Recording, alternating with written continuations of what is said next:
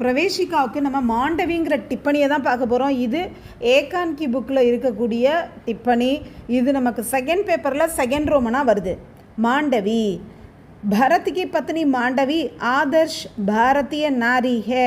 பரதனுடைய மனைவி மாண்டவி ஒரு மற்றவர்கள் பார்த்து பின்பற்றக்கூடிய ஒரு இந்திய பெண்மணியாக இருக்கிறாள். ஆதர்ஷ் அப்படின்னா ஐடியல். பரத் यह सोचकर दुखी होता है कि பரதன் இதை யோசித்து துக்கமாக இருக்கிறான். என்னவென்றால் உசிக்கே காரன் சாரா அனர்த்த ஹுவா, அவனால் தான் எல்லா கெடுதலும் நடந்து விட்டது அப்படின்னு நினச்சி அவன் சோகமாக இருக்கான். இஸ் சந்தர்ப் மே மாண்டவி உசே தசல்லி தேத்தி ஹே. இந்த சூழ்நிலையில் மாண்டவி அவனை சமாதானப்படுத்துகிறாள். சமை பர் ராம் ந லௌட்டேங்கே தோ, சரியான நேரத்தில் ராமன் திரும்பி வரவில்லை என்றால் பரத் மர்னே கோ தயார் ஹோ ஜாத்தா ஹே, பரதன் சாவதற்கு தயாராகிறான்.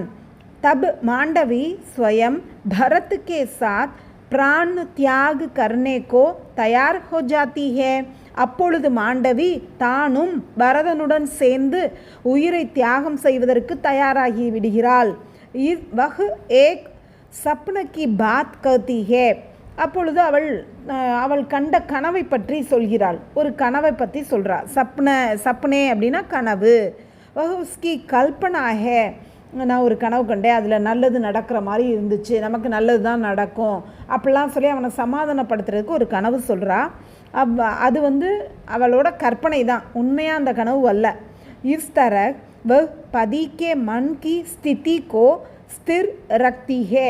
இந்த மாதிரி அவள் தன்னுடைய கணவனுடைய மனநிலையை நிலைப்படுத்துகிறாள்.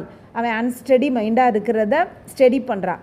வஹ் புத்திமதி நாரி ஹே, அவள் புத்திசாலியான பெண்மணியாக இருக்கிறாள். வஹ் அப்னி சாசோங் கி சேவா கர்த்தி ஹே, அவள் தன்னுடைய மாமியார்களுக்கு சேவை செய்கிறாள். மாண்டவி ஸ்வயம் ராம் பக்தின் ஹே, மாண்டவி தானும் ராம பக்தையாக இருக்கிறாள்.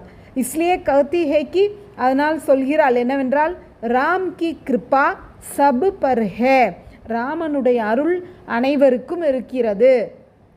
ராம் கி பாதுகா ஏங் ஹமே மார்க தர்ஷன் தேங்கி, ராமனுடைய அந்த செப்பல்ஸு, பாதுகா ஏங்னா செப்பல்ஸு, நமக்கு வழிகாட்டும் அப்படின்லாம் சொல்லி பரத்துக்கு சமாதானம் சொல்கிறா.